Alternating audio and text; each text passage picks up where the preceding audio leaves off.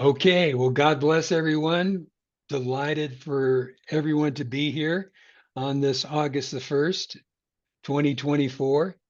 And we'll be continuing our studies in the foundations of Genesis, a wonderful, wonderful book that God graciously gave us, that He moved Moses to teach this and write it down.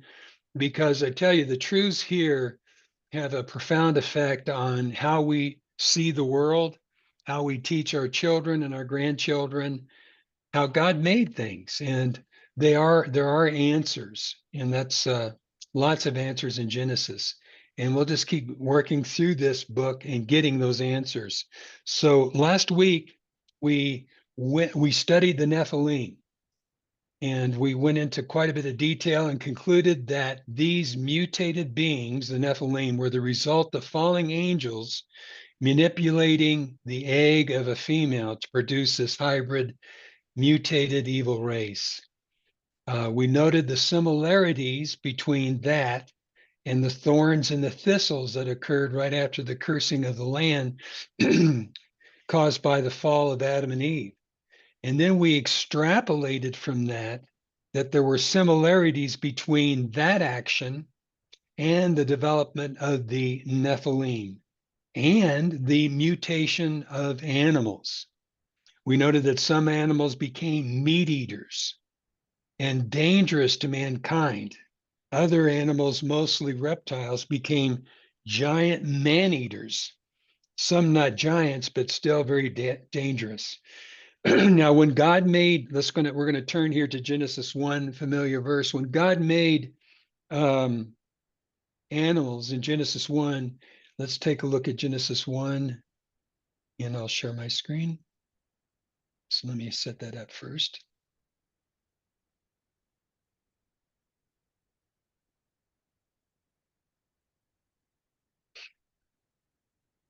Genesis 1. Take me just a second here. And thank you for your patience. So Genesis 1, very familiar. And we're going into verse 21.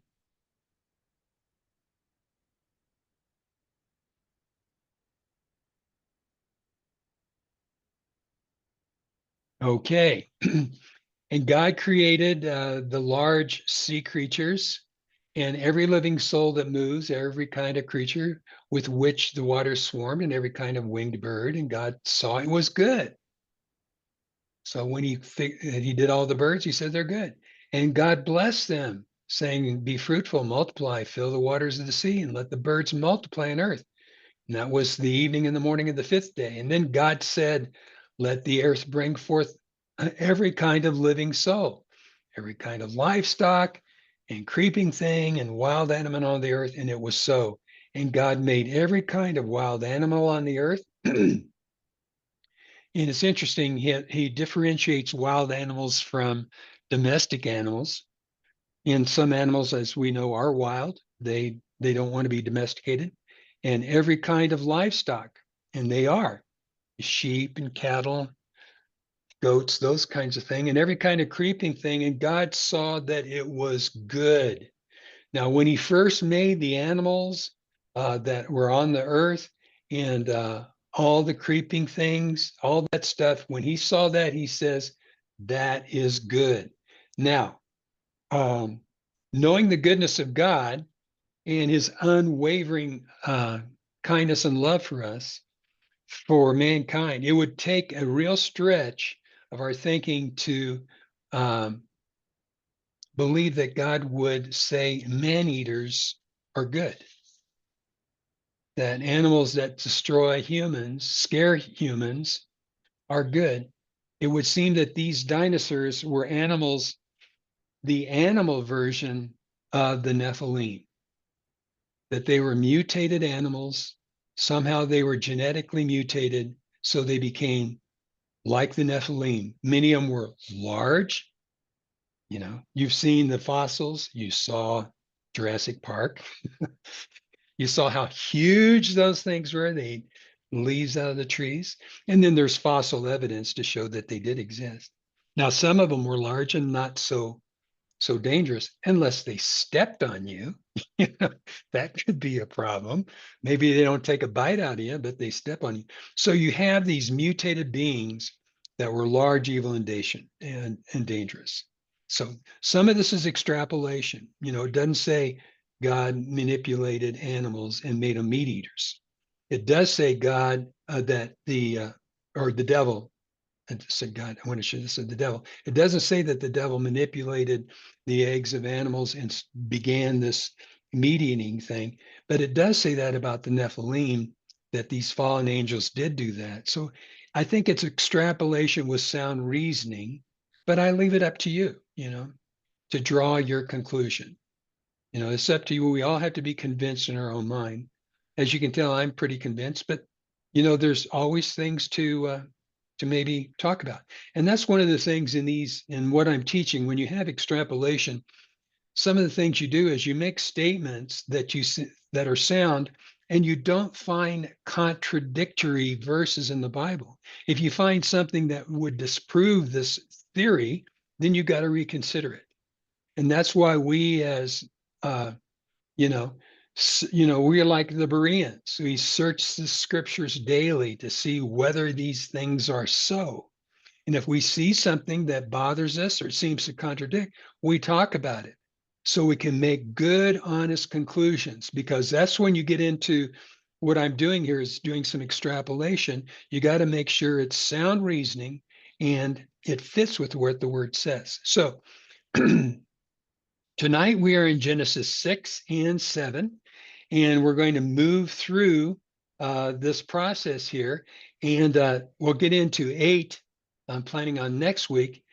7 goes all the way through the buildup of the flood, and then 8 will talk about the recession of the flood.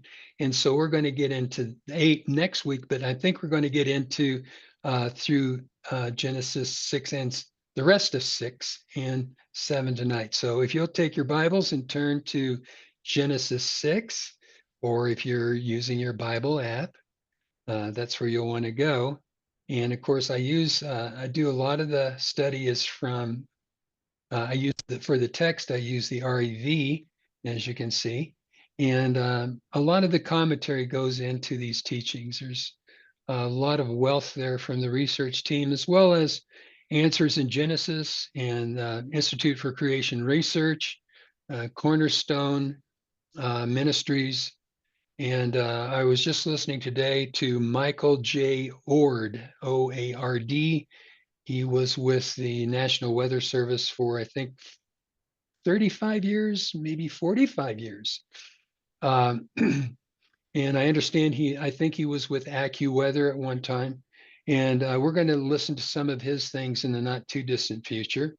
He has a lot of stuff, and I'm going to use one of his charts this evening. So we're in Genesis 6:5. Judgment is decreed. We just learned last week the Nephilim were on the earth on those days and after, when the sons of God came to into the daughters of men and they bore children. These were these awful Nephilim.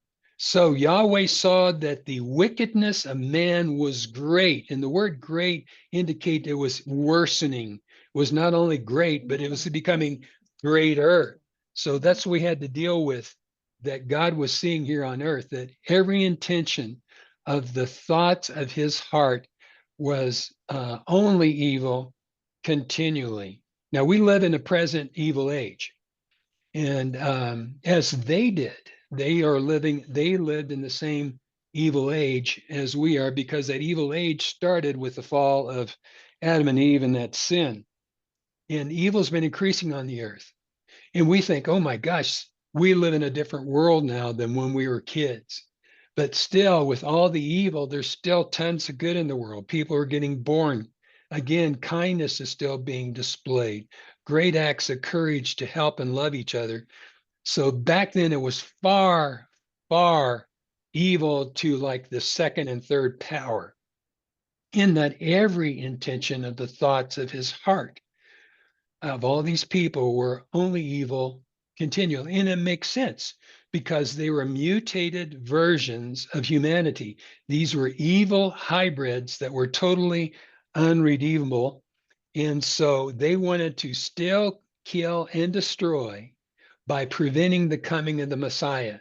But God stepped in to forcibly did this with his love to ensure the redemption of mankind.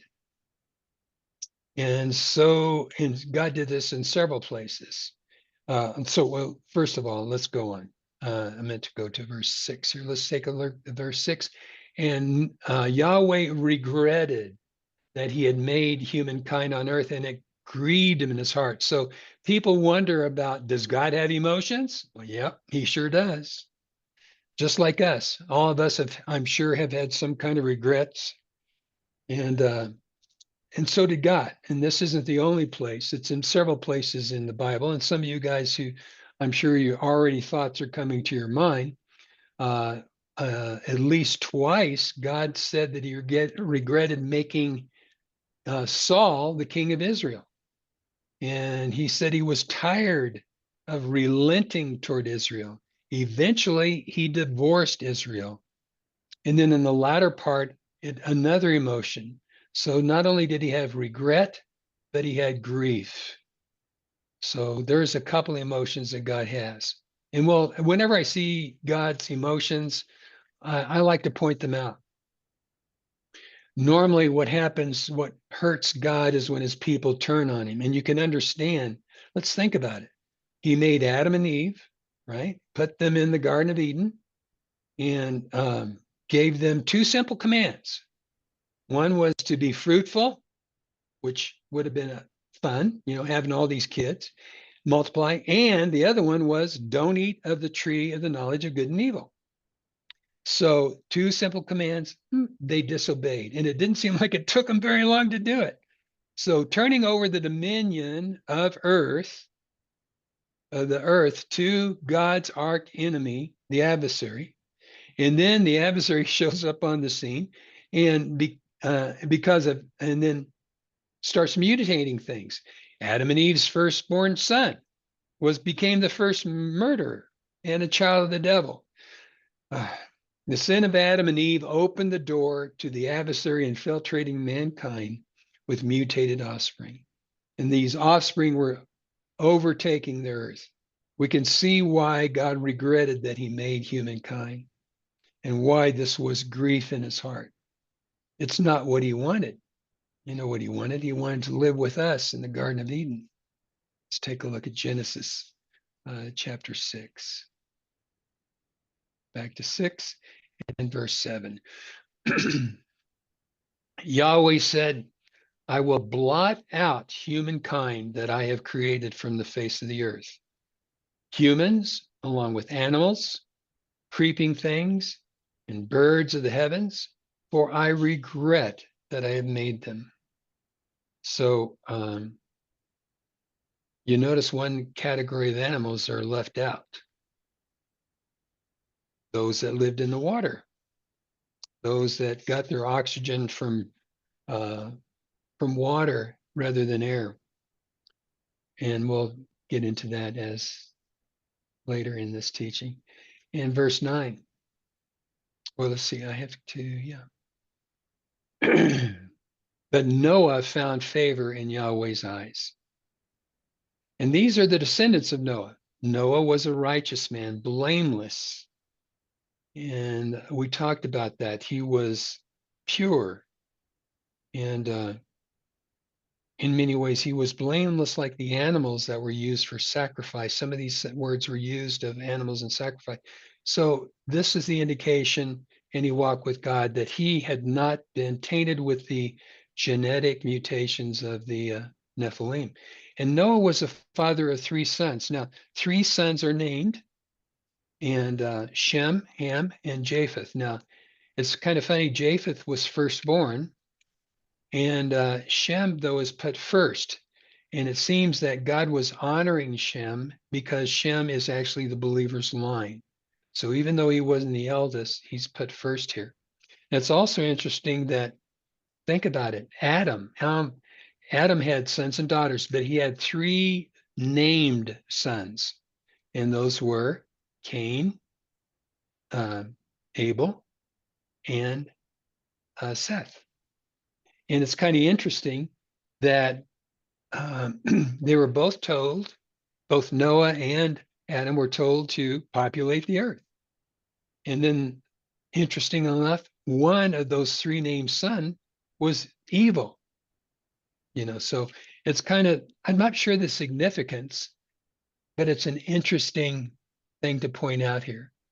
The earth was corrupt before God, and the earth was filled with violence. Can't you imagine? I just imagine that these evil creatures, they were full of violence. My guess is they were slaughtering people right and left. The ones that weren't Nephilim, these things are monsters. How are you going to stop them? 9.5 feet tall, even taller than that. And not only are they big, but they are mean. And I have an idea they would not coexist with non-Nephilim people on Earth. So when we get to heaven, after the rapture, we go to heaven, and somewhere along the way, when we get a chance to have a sit down with God and the Lord Jesus, what was it like? I wonder how many people were murdered by these individuals before the flood occurred, because the earth was filled with violence. So you got animals that are eating people, because the whole idea was to mess up the human race so the Messiah could not come. So you got animals that are man eaters, and you got these vicious Nephilim. So it's not a pretty picture. God saw the earth, and it was corrupt, because all flesh had corrupted their way on earth. And God said to Noah, I have decided to put an end to all flesh, for the earth is filled with violence because of them. Behold, I will destroy them with the earth. In verse 14. So now God's going to give him some direction. Now, he says, make an ark of gopher wood. And he tells him he's going to make this ark. And he says, you're going to make rooms in the ark and cover it inside and out with pitch. So we're going to take a little time here. Gopher wood. Well, we don't have anything that's called gopher wood today. The word gopher is actually taken directly out of the Hebrew, gopher. And so, we could guess at it, but we just don't know. We don't know what gopher, we don't even know if it exists today, because, plants and animals many of them became extinct during the flood. And he says, you're to make rooms and cover it inside and out with pitch. All right, now pitch, this is interesting. Pitch, what comes to mind? When I first hear pitch, I think some of this black tarry stuff, that you can spread on stuff to make it waterproof. But guess what? It's you could say, oh yeah, that is bitumen. So when you think of pitch, you kind of think of bitumen, which is made out of tar or coal. Guess what? And you know the answer to this. There wasn't any tar or coal oil back there, or any of that. No coal tar or crude oil. Because why? Because the flood hadn't happened yet. And that's where we got this stuff.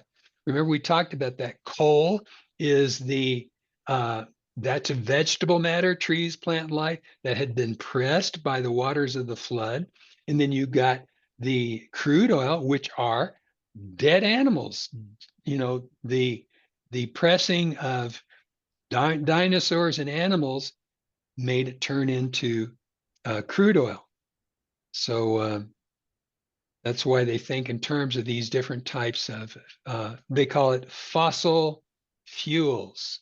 And I don't think they're really thinking about what they're saying, but they're really witnessing about the flood. Fossils, but I know they think fossils came way back when.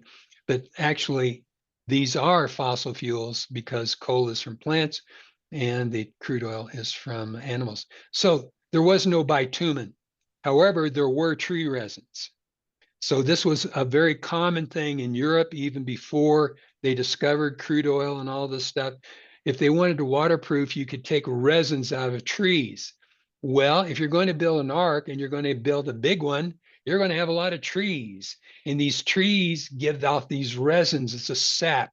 Any of you have cut wood? I have. I cut trees down. I put my hand in a handful of resin, And I tell you, that is stuff, some of the stickiest stuff you ever put your hand in, and it takes a while to get it off. And so there would have been abundance of this resin that they could have pitched the ark inside and out with this pitch.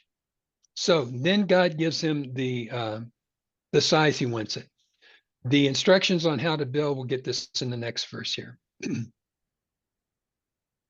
This is how you are to make it. The length of the ark will be 300 cubits. Now, a cubit is normally a foot and a half. And it's basically from an elbow to the tip of your hand. And that's about 15 inches, more or less. Then you have the width, which will be 50 cubits, and the height will be 30. So the 300 becomes 450 feet. And then the width becomes 75, and then the height would become 45 feet. So you kind of get the idea that this is big. And now let's take a look in this next one here. You are to make an opening for daylight on the ark and have it in a cubit from the top. So not right up at the very top where the roof is, but a little bit below. Now, it doesn't say how many are, but there were probably many windows. And this was needed to let light into the ark and to also to ventilate, so air could come in and ventilate out the top. Now, of course, it wouldn't have any glass in it because glass hadn't been invented yet. So I'm going to show you here. I've got a little video here, and I went through several, and most everybody I think knows about the Ark encounter in Kentucky. And Ken Ham in Answers in Genesis, I think it was around 2016 or 15. Matter of fact, the video I'm going to show you, just excerpts of it, was actually during the construction period. He wanted to build an ark so people could really get an idea that the ark is a reality, what the size of it, and then he wanted to teach people about what went in the ark, because there's so many fallacies and myths. You'll look in children's books, you'll see cartoons with, giraffes sticking out, and it's overcrowded, and it's just a joke, but it's not a joke. And we're going to talk about that. So the ark was huge. So I'm going to show you this just briefly. Let me get this dialed up for you. I'm going to work behind the scenes for a moment.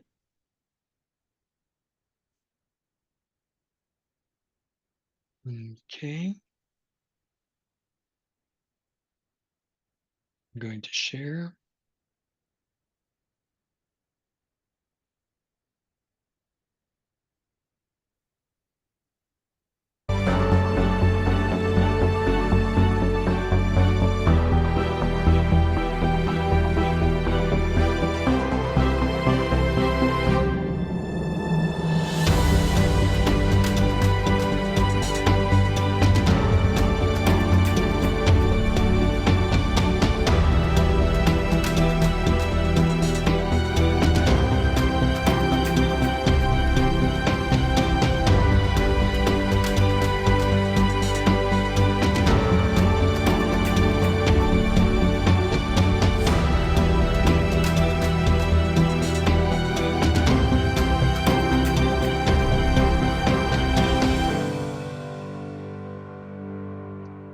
Okay, so that gives you a little bit of an idea there. Of course, I'm sure Noah's Ark didn't have Tyvek on it, if you guys were watching closely.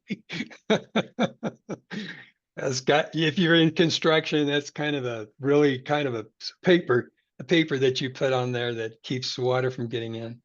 But and they took some liberties on the design.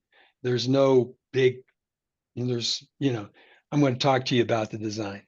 So the ark really means box. If you check out Hebrew, it's a box. So the ark, when you think about, a bow, the reason you have a bow is so you can steer a ship, right? A boat, and you have some method of propulsion like a diesel or a gas, or you have sails, and it's like this. So you can turn and you can go where you want to go. Guess what? The ark wasn't going anywhere. It had no propulsion. Its goal was to float. All it had to do was float and keep everybody safe inside. So it probably was a box. And if I were a builder, everybody knows it is not easy to bend wood. I mean, if you're going to bend some wood to make this, that's going to take some time. I probably had to know how to do it. I'm not saying they weren't smart, but it's a lot easier to do a square corner.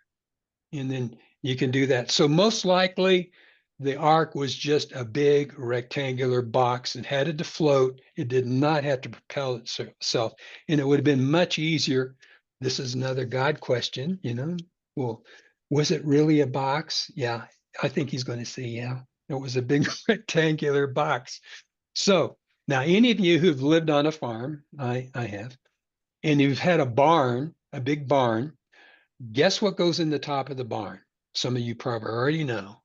In the top of the barn, and I used to do this when I was like a 10 or 12-year-old kid, I would shovel hay into the wagon. We'd take the wagon over to the barn, and they had what they call a pick, and it would come out of you have this big door at the top, you come out and ropes, and you have a tractor behind the barn, and you drop this pick, and then it grab the hay, the tractor would move and lift it up, and then you trip it and you get all this hay up in your loft. Now, of course, you became more modern, it baled it, and then you threw it up in the loft. So then when you're out down there in the winter, like I was, and it's time to feed the cattle, you climb up into the loft and you have a big hole and you throw down the hay bales and then you distribute to the livestock. It makes it pretty easy. Most likely that's what he would have done. This top area would have been probably for feed. And of course, they were vegans at that time. Now, we do know that there were most likely carnivores on Earth, but it doesn't make any sense for God to put a mutated species on the ark so you can save it for after the flood, right? It's kind of like, hey, Nephilim, get on the ark. That's not going to happen. So these mutated beings. So I think your lions and animals became mutated after the flood. So on the ark, they most likely all they did was eat whatever they needed to eat. Now we're going to talk about this. Let's go back to Genesis. We'll get some more detail from the word here. Whoops. Okay. Behind the scenes stuff. Let me get that care of. We're going to go back to Genesis and time to share. Okay.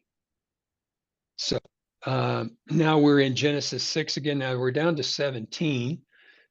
Now and he goes on, we're going to get into what they feed everything here in a little bit.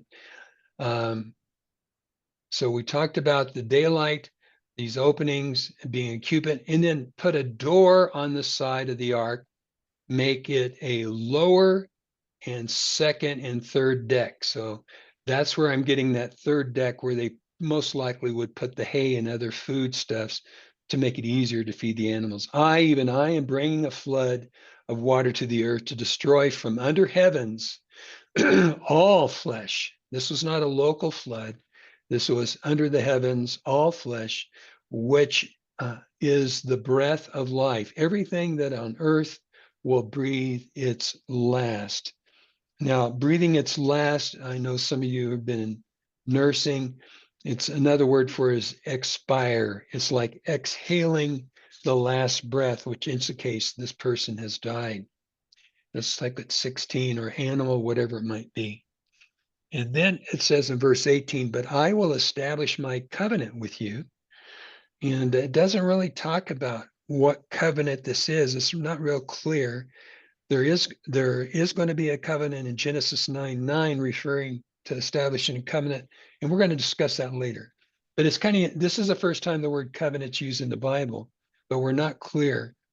But it might get clear as we go through Genesis. You are to come into the ark. You, that's Noah, your sons, Shem, Ham, and Japheth, and their wives, unnamed. Noah's wife was unnamed, and his daughters-in-law were unnamed with you. You are to bring into the ark two of every kind of living creature. Now, this is where some of all flesh to keep alive uh, them alive with you. Now, this here we're not talking about just two of every kind, but this word two of every kind, we're getting into pairs because they are to be male and females. So the animals that you're bringing on to the ark are to be pairs, couples, mates, male and female. Now, and then we're going to get into later exactly how many pairs of every kind in the two categories that God had to him. That'll come in the next chapter. But this is where if you don't read the next chapter, that's where they get the idea that only two of every kind went on. But it's really referring to pairs, male and female, and we'll learn more about that later. From every kind of bird, from every kind of livestock, from every kind of creeping thing on the ground, pairs again, male and female of every kind will come to you. Oh, thank goodness. Was that a load off? God's going to bring them. Now, before I talk about that, let me go back up here to this. This is a really interesting phrase here back in the previous verse. I don't want to overlook it. To keep them alive. So you, Noah, are to keep them alive. He is tasked with keeping the animals alive. And this is kind of important in a big way, especially because some of these animals, as we'll learn, there's only one pair. So if one dies, oops, they went extinct. So he needs to be very careful to keep them alive. And so the nice thing here is I read that in the second half of verse 20, you're going to see that they're going to come to you. Now, what does that do? Well, what that really does is then God is making the decisions on what's going on here. He's going to bring them to you, and that takes a big burden off Noah because then he gets to choose. He's going to choose healthy young animals that will be able to populate the earth with more of these animals. He's going to get as much genetic diversification, and that's what he's going to do. So he's going to bring the best animals to. And again, we're talking about kinds. And this word kind is very interesting here. It comes up in Genesis 1:1 kinds. And there's been a lot of different things said about the word kind. Some people say it'll genus, but that's really probably the closest word in how we do breeds and species and kingdoms and would be the word family. So that's probably the closest we can get to a kind. And there's not that huge number of kinds that you might think. Let me see if I can find that note here. We're not talking about massive amounts of kinds. And the creation research team did a lot of study in kinds and how many there were. And looking for my note here to see if I can get that for you quickly. But it ends up that there were, I think it was under 1,000 kinds. So what happens is what people have trouble with when you get into that, you think in terms of breeds. Just look at the dogs. There's probably, I think there's 40 breeds, maybe there's more of just dogs in themselves. So people think, well, and just think of all the different kind of cats and all the different kinds of cattle. You got Angus, Holstein, Jersey, Herefords, polled Herefords, non-polled. You've got all these Angus, you name it, all these different breeds. Well, it doesn't say bring a couple of every breed, it says kind. So this greatly reduces the amount of animals on the ark. So say, for instance, you have canine, the particular family of canine, all these dogs come from them, the wolves and foxes, everything that's related to that canine comes from one pair of animals. That's the kind of diversity that God put into the genetics of his created animals. So out of all the way back to this original pair of dogs, you can have all this diversity into wolves, into foxes, into what eventually became Chihuahuas and Great Danes and Bulldogs and all your dogs that you all have. You have all these different kinds of breeds where all came from the genetic diversity potential in that. And same way with cats. So that's why God's mocked and people mock the ark. Well, there's no way you can get all those animals in there. Well, that's right. He didn't have to get the breeds. He just got the families. So that's that. So he got all the right ones there, and we don't see meat eaters. We see meat eaters again. They were before the flood. I know it doesn't make a whole lot of sense that we'd have put meat eaters on the ark, but then we see that later on, meat eaters showed up again, right? Just like the Nephilim showed up again after the flood, but it was on a much more limited basis. The Nephilim showed up in isolated spots. We know we're in the Promised Land. We think there might have been some in Greece, so there's a limited basis, and it looks like the same thing would have occurred to the animals. That we don't see much history of a lot of dinosaurs after the flood, because the big ones, you know, they didn't show up except for one. We have a record of one, and some of you probably already know where I'm going to go to. So let me get that up here. And we're going to go into, if you get your Bibles and turn to Job, and I'll share again. Let me get this back up.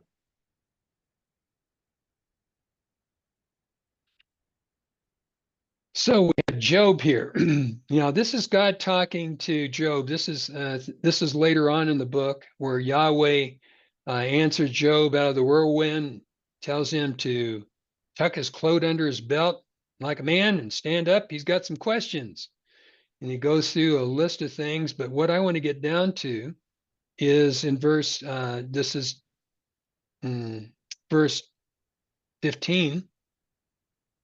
Now see, Behemoth that I made as well as you. He eats grass as an ox. Now look, his strength is in his thighs, his force is in the muscles of his belly. He moves his tail like a cedar. The sinews of his thighs are knit together. His bones are like tubes of bronze. His limbs are like bars of iron. He is the chief of the ways of God. He who made him gives him his sword. So we have this huge animal, but as you can see, it's not a carnivore, but it is something very large. So, and God calls him Behemoth, and he was pretty unique one. We don't have any more, so it looks like this guy went extinct. Sorry to say. I guess I'm sorry to say. It looks pretty impressive animal.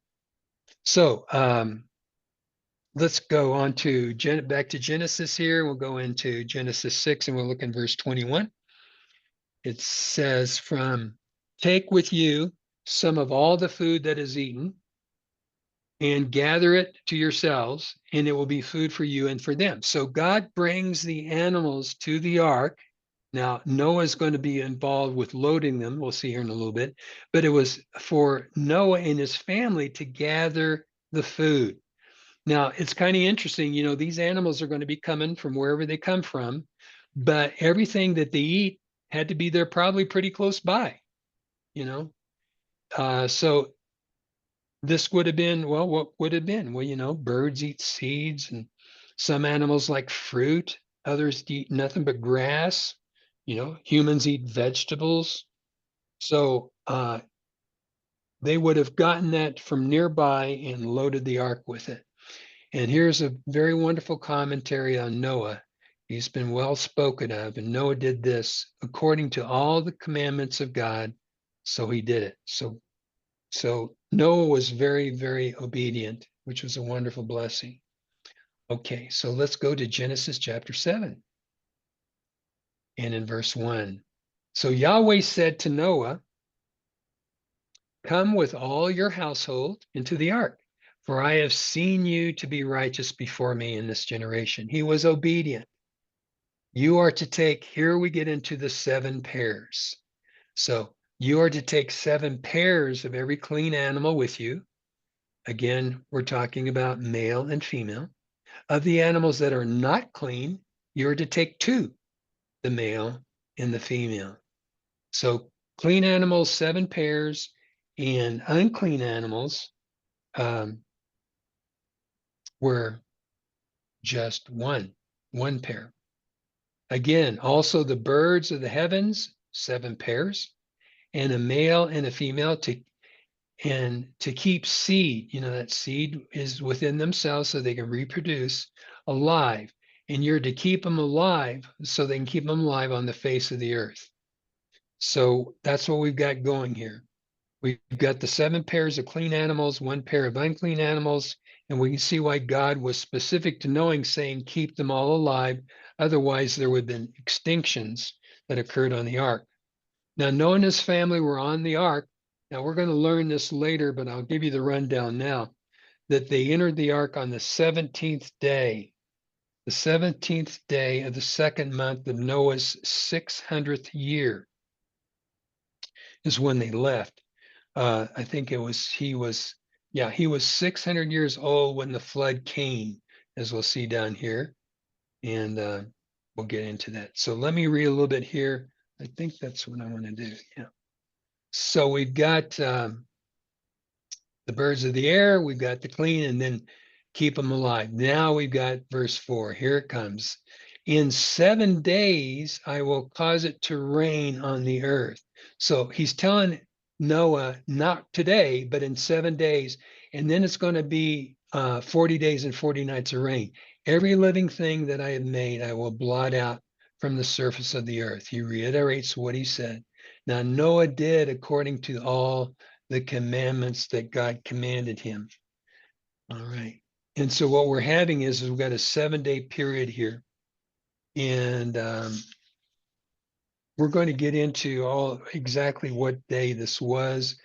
But let me just give you a rundown here that they entered the ark on the 17th day of the 2nd month of Noah's 600th year. And they left the ark on the 27th day on the 2nd month that next year. Now, Noah, as well as Israel, children of Israel, they used a lunar year. What that means is when it was a full moon cycle. So you start out with the new moon, which is a black moon. And then when it was completely white, full, that was a month long. Now we know that that's not 30 days. I think it's around 28 or so. And so they had all these lunar cycles that would happen and that's how they did their lunar year. So their lunar year was 354 days. So we add 10 days to that, which you'll see where that 10-day comes in. Then we have 364 days, which is almost a solar year. So the entire time that they were on the ark was 364 days. Now, during these 7 days before the rain, Noah was going to be loading the ark. He started on the 10th of the 2nd month and went in the ark himself on the 17th. So let's go back here to 7. We'll pick up the record. Noah again did all that God commanded him. So Noah was 600 years old when the flood came and the waters were upon the earth. And Noah went into the ark with his sons and his wife's sons and his sons' wives because the water of the flood. So now 600 years old, he loads the ark for 7 days, and now it's going to start raining. The clean animals, the animals that are not clean, the birds and everything that crawls on the ground came by pairs to Noah into the ark, and male and female as God commanded Noah. So after 7 days, so that means they're all loaded up, the flood came to earth.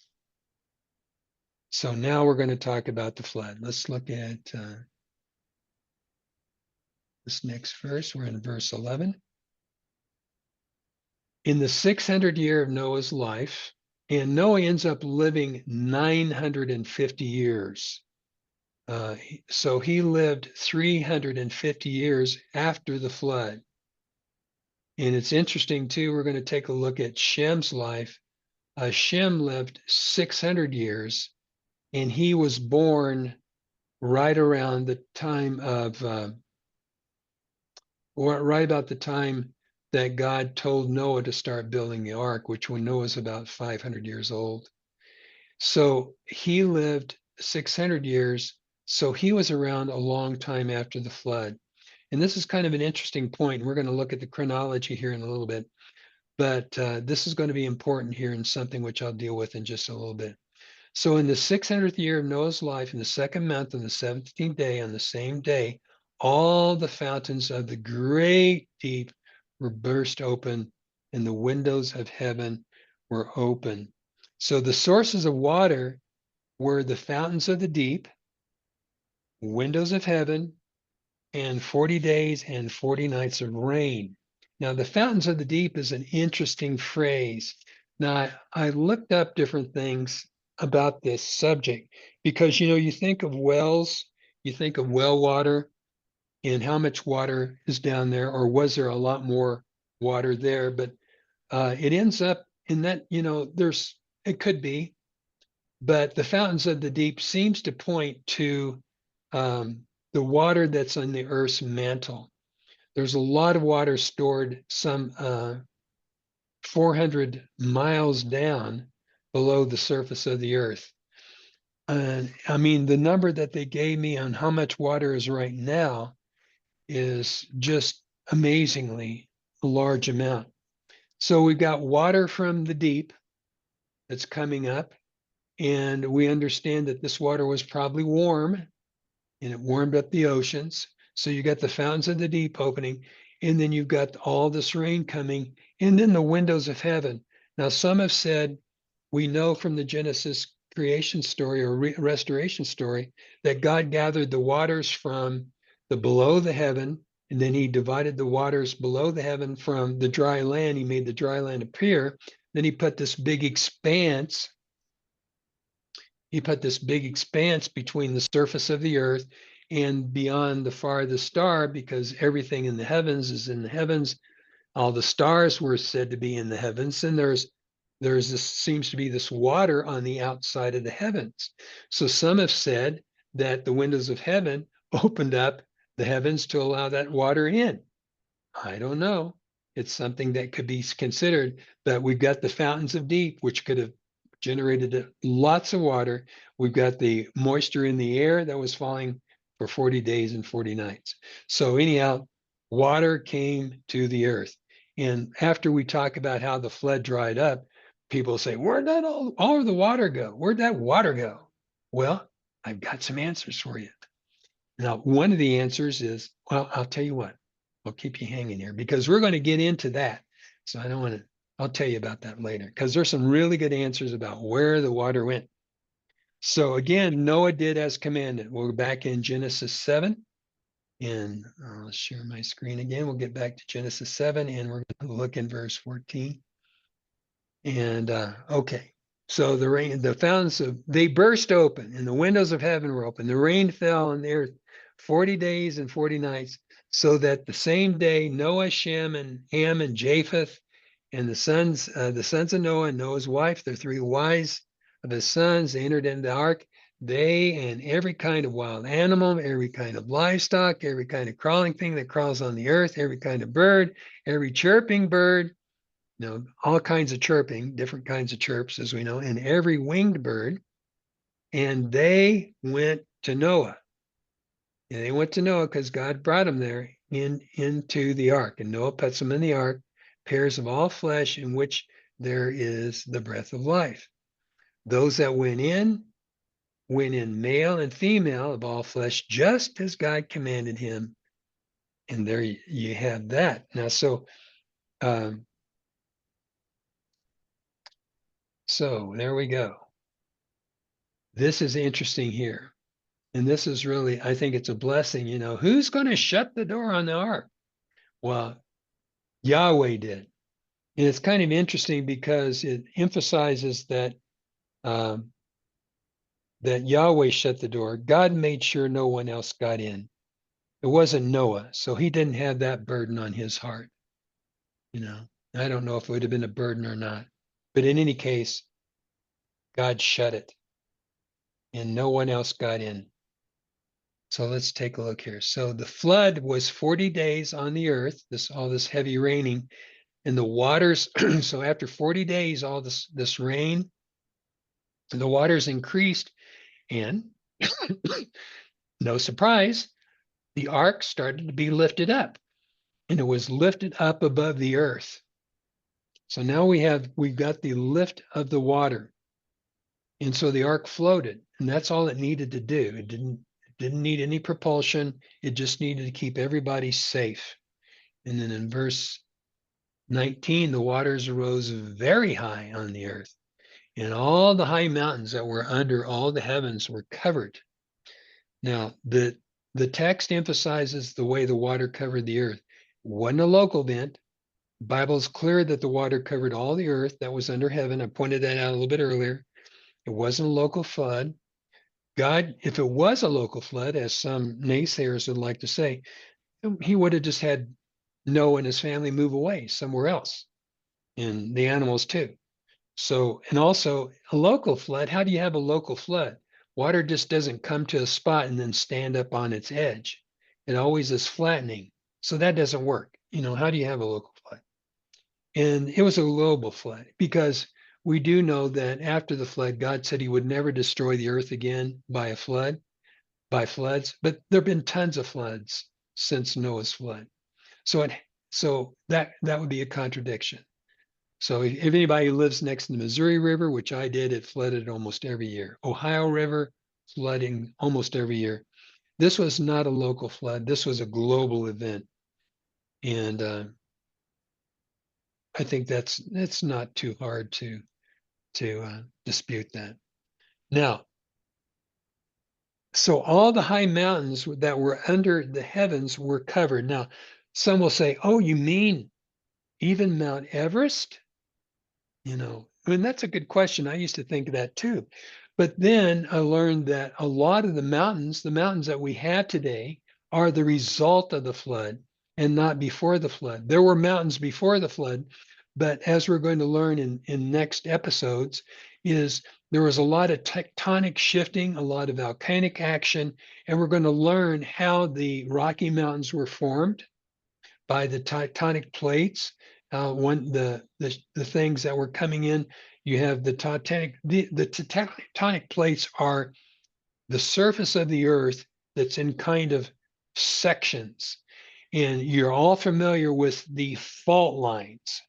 The fault lines throughout Earth that goes all the way from North America to all the way down into South America along the Rockies. This is considered a fault line. This is where two tectonic plates that's where their edges are. So what happens is you got two plates together. I'm not sure how thick they are. You got them two together, and after stress and strain, all of a sudden one slips, and boom, one slips down or one slips up, and then all of a sudden the earth shakes and you get an earthquake. These all happen along tectonic plates. Now, we're going to learn that during the flood, there was huge tectonic plate movement.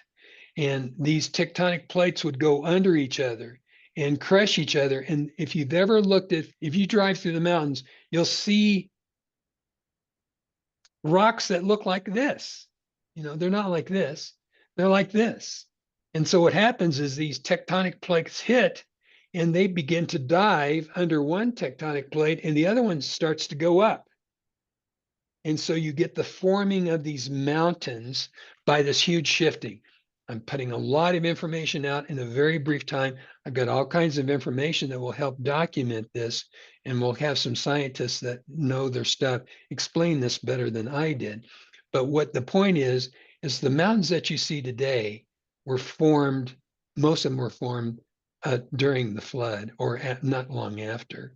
So Mount Everest, was there some kind of mountain over there? Maybe, but it's very doubtful that we had something that is tall as Everest, however tall it is, if it's 30,000 feet or 7 miles high or whatever.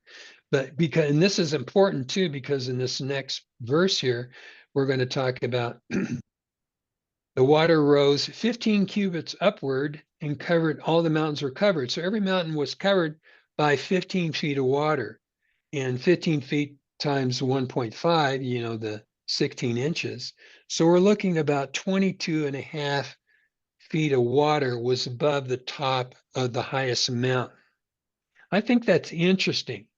And the mountains today we know that are much different than before the flood. The tectonic stretches pushed up these mountains. So it doesn't mean that this was 15 cubits above Everest. It refers to whatever the highest mountain was before Noah's flood. We don't know. So why 15 cubits? Let's think about that for a minute. Why 15 cubits above the top of the highest mountain? Okay, well, why would God do that? And I think it's a good question. And let me give you a couple of the possible answers. Now, those of you, I think, who you've been around boats, some small boats, maybe in a lake, maybe you've been on a cruise, but and you probably heard of the terminology, the draft of a boat. Now, the draft of the boat is the area, so you have the water line on the boat. So it's the distance between the water line and the lowest point of the hull, how far down that thing goes in the water. So, if you've been on a speedboat on some little lake, maybe it's just a foot or two. If you've been in a canoe, maybe it's just a few inches. But that's what's called a draft. Now, how much was the draft? How deep was the draft on the ark? For us to calculate that, we do know the height of the ark, but who knows how many pounds of weight was in that ark? We don't know.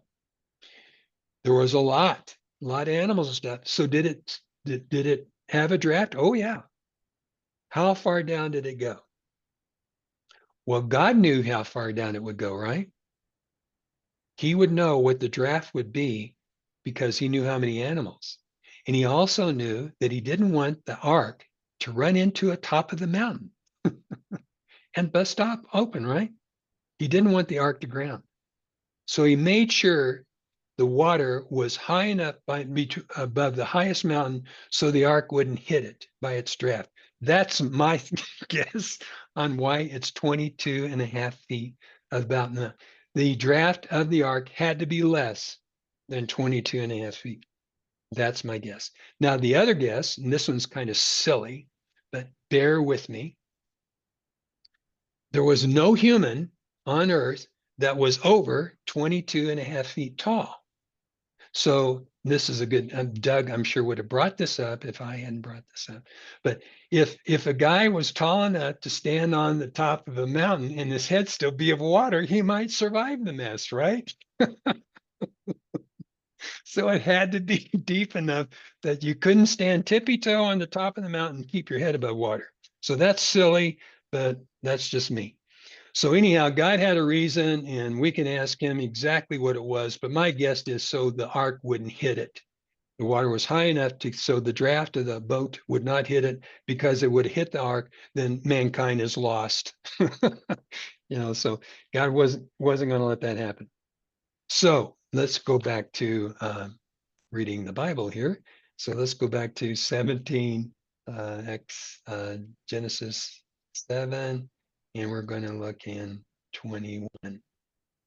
But okay, so all flesh that moved on the earth took its last breath. We talked about expiring.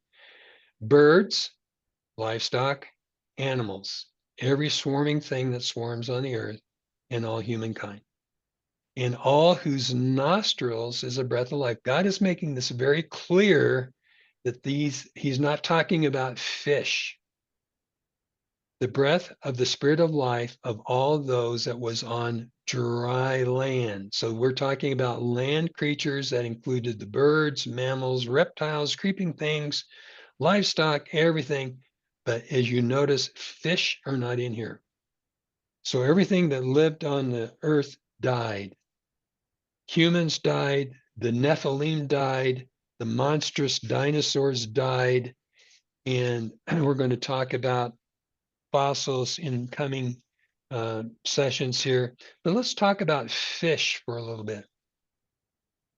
When I was first studying this, I had a bunch of questions. What about? Well, one of my what abouts was fish. Okay, we all know, anybody who's gone fishing, you fished out of the pond, you got catfish, you got bluegill, you got crappie. You come here to New Mexico, you have these beautiful trout. You go different parts of the world, you got all these different kind of fish. What kind of water they live? Well, it's fresh water. Uh-oh, uh-oh. So we got this huge flood, and we're assuming that there was salt in the ocean, right? Now, some say maybe the salinity of the ocean wasn't as great as it is now, because after the flood, a lot of salt got in the ocean from the salt that was in the ground. And so you might have a higher. So I thought, well, how come the fish, how can they survive? Well, a good question, a good point is a lot of them didn't. There's no doubt that we lost a ton of different fish species. But it's interesting to note that, and there's been some studies here. And matter of fact, you can probably even go, you can actually put freshwater and saltwater fish in the same aquarium. They both fish have a tendency to adapt very quickly. The problem with freshwater fish, they have a tendency to absorb water because they have salt in their water. And so their bodies have to be designed to regulate water coming in. So they have kidneys and other stuff to excrete this. Saltwater fish have have less salt in their bodies than in the water around them. So they're always dehydrating. And so they have a tendency to have to learn how to adapt to saltwater conditions so they survive. These fish can adapt. Now, some of them are going to be more sensitive to others and they're going to die. Okay, so here you got these 40 days of rainwater, right? So what's going to happen? You have these massive floods. This water's running into all the lakes, right? And into the streams. Fish in the rivers and in the lakes, as the rains come in, they're going to flush into there and they're going to head to the ocean. And then you've got all this rain coming down the ocean for 40 days and 40 nights. So what you're developing is a layer of fresh water on the top of the salt, because salt water is denser than heavier than fresh water. So you're going to have an area of water where freshwater fish could be survive it. You see what I'm thinking? You see this point of logic. Now, as you get lower in the water, you're going to have a stratification. You're going to have some mixture, you know, you're going to have some mixture of salt. So what we see is what we think happened. We think that we lost quite a few fish. They just went extinct. Others were going to adapt and survive the whole thing. And it seems that they did. Now we have fish in our freshwater that are very specialized, and some of them don't adapt well. I've thrown, I remember when my goldfish would get sick, I would put a little salt in the water and they handled it just fine. And next thing you know, they'd perk up. And then I give them some fresh water and they're okay. Fish can deal with some salt. So anyhow, that's kind of the thing that we're thinking that probably. Now you know about salmon, right? They lived out in the ocean. What did they Saltwater, right? Okay, it's time to have baby salmon. What do? Washington State, they go up all those rivers, and that's freshwater. And they're not the only one does that. There's a ocean trout, there's a striped bass. So fish can do it. So that kind of answers the question how they could have survived the fresh and the salt. That's kind of my best example at this time, and I'm sure somebody can do a better job of explaining it. But they were able to tolerate this and survive. And so let's go back. Let's go back to Genesis. And I'll stop sharing there for a moment. And we're going to look in Genesis 23. Every living creature on the face of the earth was blotted out. And from humankind to livestock to creeping things. You see how God, he says this over and over again. To birds of the heavens, they were blotted out from the earth. Only Noah remained and those who were with him in the ark. The waters rose over the earth for 150 days. Now I'm going to show you this chart here. We're wrapping this thing up here really quick. This is the last thing I'm going to show. Okay, let me set this up here and I'll show you real quick this chart. Okay, there it is. Let's see how I can do this. I think I can do it. Um, it wants to be difficult. Whoops, you're watching all this stuff I'm doing. I'm supposed to be doing this behind the scenes. Well, anyhow, I guess I showed it to you anyhow. Here, I've already done it, and now I don't have to. So I'm going to share this, and I'm going to share my screen, and I want to let you see what's going on behind the scenes. And there it is. Can you all see that? I'm hoping you're nodding your head, and because I can't see it. So we have this chart here, and this was done by Michael Ord, the guy I spoke to you about earlier, the guy who's got his degrees in this kind of thing. And so what you have is you have the 7 days. That's when they did the loading. Noah loaded, and then we start having the rain. So here we have from the 8th day to we have this rain, this 40 days of rain, and we have the fountains of the deep and the windows of heaven opening. So you have from here to here 150 days. Then next week, we're going to get into Genesis 8, and we're going to go to the receding. And as it starts to go down, then the mountaintops start to show right here, and the Bible will refer to that.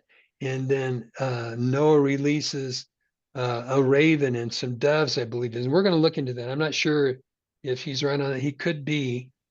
We're going to look into that. And then the cover of the ark, he starts opening the ark up, and then by the 300, and I think I said 364 days is how long it lasted. We have Noah leaves the ark. So we have some, and you can see Michael Ord went by a solar year, so his calculations are going to be a little bit different from what the research team did when we're talking about Noah in lunar years. So we have the flooding stage and we have the retreating stage, and we'll get into more of those details next week. So Heavenly Father, Lord Jesus Christ, thank you for your love. Thank you for this blessing is to share this tonight with this group of interested people. Thank you for helping us to understand this well enough so we can teach others also, teach our kids, grandkids, and other people that don't want to believe the Bible because they think it's full of myths, can't be trusted. So thank you for a wonderful night's sleep. The blessing is to be alive, to know what we know, and to be together this great day. In the name of Jesus Christ, amen.